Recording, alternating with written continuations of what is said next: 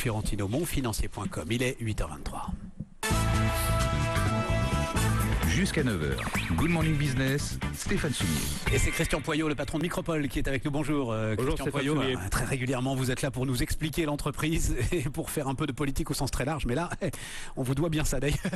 On va parler de Micropole, on va parler de votre boîte. Et vous êtes peut-être un symbole de ce qui est en train de se jouer. C'est ce qu'on dit ce matin. On le fait de manière un petit peu pédante. 3 grandes phases dans les relations entre les entreprises occidentales et la Chine. La grande phase de délocalisation industrielle. Ensuite, la phase pendant laquelle les grandes entreprises vont conquérir le marché chinois. C'est plus de la délocalisation, il s'agit bien d'aller produire en Chine ce qui est vendu en Chine. Et j'ai l'impression qu'on est en train d'entrer, du moins c'est vous qui avez l'impression, Christian, parce que c'est vous qui évidemment initiez ce mouvement, dans une 3e phase qui est celle des entrepreneurs, qui est celle des PME. On le dit, Micropole, c'est 120 millions d'euros de chiffre d'affaires. 1300 personnes, oui, voilà. Donc on est une ETI, voilà, selon entreprise de taille intermédiaire, ouais. Absolument. C'est l'heure des entrepreneurs. Ce que j'aurais envie de dire, c'est que c'est aussi la période des services, c'est-à-dire qu'évidemment la Chine a connu un développement fulgurant, il a lieu encore à l'heure actuelle, donc beaucoup d'entreprises françaises sont allées pour proposer des produits en tant que tels, produits manufacturés. Là maintenant, il faut aller plus loin, le marché chinois bouge, aujourd'hui c'est finalement la classe moyenne qui évolue, il y a beaucoup plus de demandes de qualité, et puis les Chinois eux-mêmes ont grandi en termes de taille, vont à l'export, etc. Donc c'est maintenant l'ère des services. Et pour nous, Micropole, on a l'intime conviction qu'il y a effectivement un créneau qui s'ouvre de 5, 7, 8 ans dans lequel ce marché va complètement exploser. Il est aujourd'hui dans le même état en France qu'il y a 15 ou 20 ans. Pourquoi 5, 7, 8 ans? Parce qu'ils apprennent vite? Vous dites parce 15, qu'ils 20 vont ans. Vite. Oui, voilà, c'est ça. Ils vont aller 2 fois plus vite que nous. Ils vont vite, oui. Ça, c'est toujours quelque chose qui me frappe. Je pense qu'en France ou en Europe, globalement, on a toujours le sentiment de quelque chose qui bouge doucement, qui avance. Très souvent, on voit que les gens ont une image de la Chine qui date déjà d'à 5, 10 ans. Mais ça bouge énormément. Nous avons échangé par tweet la semaine dernière avec des gens qui étaient surpris que le Citroën vendait des produits haut de gamme en France et du low cost. Mais pas du tout. Il faut que les gens aillent à Pékin et c'est des bouchons malheureusement énormes avec des voitures ultra neuves, de haut de gamme, etc. Donc ça bouge à une vitesse phénoménale. C'est vrai que c'était des éléments que nous donnait Citroën au moment de l'ouverture du salon de Shanghai. Il bat son plein d'ailleurs, le salon de Shanghai en ce moment. Et Citroën vend des DS en Chine quand il vend des C1. Oui, c'est ça, c'est la C1 pour Citroën. Exactement. Quand il vend des C1 aujourd'hui en France. Et dans les services informatiques, c'est la même chose. Si j'ose dire, au début, ils ont informatisé les choses bien sûr banales, qui sont la comptabilité, la paye, des choses comme ça. Maintenant, on passe sur ce qui est de la business intelligence, qui est un de nos cœurs de métier, bien évidemment, qui est effectivement d'analyser les données, enfin déjà les récupérer, les traiter, les analyser et voir comment être plus rentable, plus efficace, comment mieux toucher ses clients, etc. Donc tout ça bouge très très vite et il y a des places à prendre et il y a de l'expertise à vendre. Voilà. Ce qui est passionnant, Christian, c'est doublement passionnant, c'est que Business Intelligence, votre secteur, même en France, il faut encore évangéliser. C'est-à-dire que moi, aujourd'hui, par rapport à l'ensemble des auditeurs téléspectateurs de BFM Business, Dieu sait qu'ils sont au courant de ce qui se joue. Business Intelligence, je pense qu'il faut encore expliquer le concept. C'est-à-dire l'idée de récupérer l'ensemble des informations inutiles et pourtant très utile qui gravite autour de l'entreprise. C'est ça la business intelligence. Oui, business intelligence, si vous voulez, on est dans un monde de données aujourd'hui. Il y a de plus en plus d'informations dans tous les sens. Simplement, ces données, qu'est-ce qu'on en fait, comment on les analyse, comment on va pouvoir les traiter. Je vais vous donner un exemple. Chaque vol de A380 génère 1 téraoctet de données. 1 téraoctet de données, oui, d'analyse des capteurs, etc. C'est quoi, c'est 1000 milliards, 1 téraoctet? Oui, c'est ça. Enfin, bref, c'est gigantesque. Voilà, c'est gigantesque. Chaque vol, Chaque vol. Donc là, on est dans ce qu'on appelle le big data. Là, c'est l'évolution de la business intelligence. Et ces données, bien sûr, on doit pouvoir les exploiter pour avoir des analyses plus fines, pour avoir des suivis de fatigue, de moteurs, de pièces, etc. Donc, si vous voulez, la business intelligence, c'est un concept qui est relativement, ancien, entre guillemets, une quinzaine d'années. Simplement, les données explosent de plus en plus. On comprend bien aujourd'hui, on est multi-device, on a des tablettes, on a des smartphones, on a bien sûr des PC.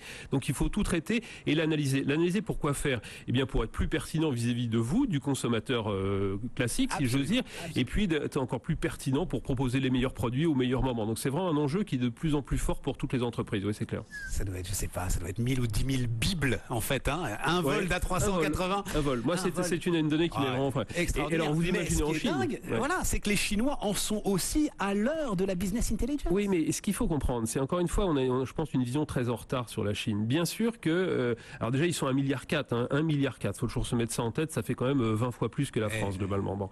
Donc, il y a toute une population qui aujourd'hui atteint maintenant un stade vraiment de classe moyenne au sens vraiment européen du terme. À Shanghai, on vit comme en Italie ou comme en France. Vous visitez la cité interdite, c'est bourré de touristes, mais touristes chinois qui sont comme vous et moi avec leur appareil photo dernier cri, etc. Donc il y a toute cette classe moyenne qui elle a soif bien de produits, de services comme nous en Europe.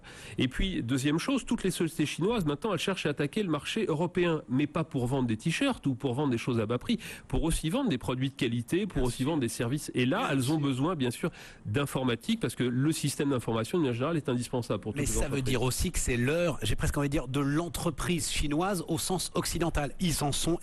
C'est fini une espèce de croissance débridée qui se faisait à coup de croissance par la croissance de la population, sans doute aussi à coup d'un peu de corruption, à coup d'un peu de favoritisme politique. On est sur des vrais business plans aujourd'hui qu'il faut structurer. Ouais, c'est là où on a besoin de vous. Oui, c'est sûr que nous, finalement, nos clients aujourd'hui, c'est soit des grands groupes occidentaux qui poursuivent leur développement, soit des sociétés chinoises. Et là, on est face, comme vous le dites exactement, face à des sociétés tout à fait classiques. C'est pas des entreprises d'État qui sont certainement très respectables. Nous, on n'est pas sur ce créneau, mais c'est des entrepreneurs. Moi, j'ai en face de moi des patrons de boîtes qui font déjà 400, 500 millions de dollars, donc des belles boîtes, mais des entrepreneurs qui sont très pragmatiques, qui ont une vision mondiale du marché, bien évidemment, qui ici on va s'installer à Londres, on va produire des laboratoires pharmaceutiques, enfin des vérifications de produits pharmaceutiques, donc vraiment l'entrepreneur à la base, et les Chinois sont très bons dans ce domaine, mais nous aussi on est très bons, voilà. Est-ce que alors l'installation de l'entrepreneur de Micropole, Christian Poyot, en Chine, encore une fois, pour adresser le marché chinois. Il ne s'agit pas pour vous c'est absolument pas de offshoring, on ne fait pas des développements. Là, c'est vraiment se développer sur le marché chinois. Est-ce qu'il se fait aussi de manière, selon les standards occidentaux, ou est-ce qu'il faut encore lâcher par-ci par-là? Bon, déjà, aujourd'hui, nous, on est une centaine, donc c'est un chiffre relativement modeste, bien évidemment. Le côté un petit peu le cadeau. Côté corruption, le côté cadeau, le côté pression politique, le côté... Non, pression politique, zéro. Le côté cadeau, oui, bien sûr. Bon, alors peut-être un peu plus qu'en France, évidemment, mais sans être dans des choses qui sont complètement délirantes. Donc, faut pas exagérer, en tout cas à ma vision, encore une fois, de patron de PME, etc. On essaie d'être assez clair sur ce sujet. Et c'est un marché qui est passionnant et qui a plein d'opportunités. Maintenant, il est compliqué. Il ne faut pas s'imaginer qu'on est tout seul sur ce marché-là, bien évidemment. Mais je disais avec votre intervieweur précédent, à Shanghai, il faut savoir que la deuxième communauté, c'est une communauté française. Les premiers sont les Américains, les deuxièmes sont les Français en tant que tels.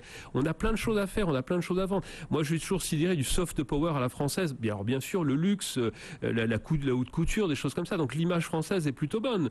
Il faut profiter de ça. Ouais, mais moi, ça m'intéresse la business intelligence aussi. Si vous avez... moi aussi. Mais ce que vous comprenez, bien sûr. Mais ce que je veux dire par là, c'est que quand on va voir des Chinois, l'image de la France, alors elle est peut-être pas effectivement comme l'image de l'Allemagne, mais on est connu et reconnu sur un certain nombre de sujets.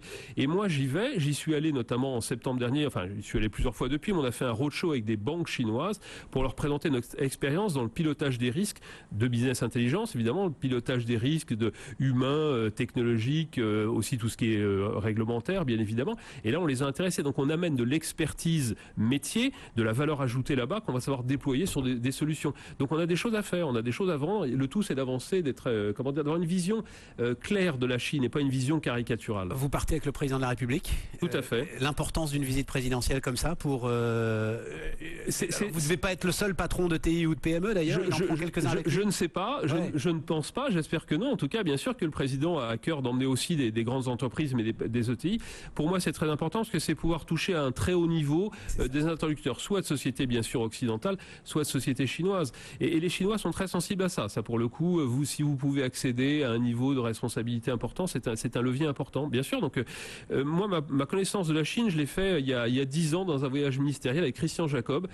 J'y allais, c'était la première fois, je découvrais. Vous voyez, 10 ans après, j'y suis, on est une centaine de personnes, on se développe, on a des velléités même d'acquisition d'entreprise. Et je suis persuadé que ce voyage présidentiel nous permettra d'avoir une marche complémentaire. Oui, parce que c'est encore, il ne faut pas l'oublier, un État sous contrainte. Et effectivement, sous contrainte politique. Oui. Non, mais c'est vrai que c'est important de gagner une crédibilité. Voilà, c'est important de gagner une crédibilité, mais au niveau des PME, moi, je n'ai jamais ressenti ça, hein, soyons clairs. Alors, on est surtout à Shanghai. Peut-être qu'à Pékin, c'est un petit peu plus fort en tant que tel. Mais à Shanghai et à Hong Kong, bien évidemment, ça n'existe pas du tout. On a vraiment une liberté de création qui est forte. On a créé ce qu'on appelle une WUFI, c'est une structure chinoise. On l'a créée en 3 mois. C'était le délai prévu par l'administration. Tout ça s'est fait tout à fait normalement. Encore une fois, j'essaye pas de dresser un tableau idyllique en disant que tout est simple et qu'on se balade dans les rues et que les contrats tombent des fenêtres. N'exagérons rien.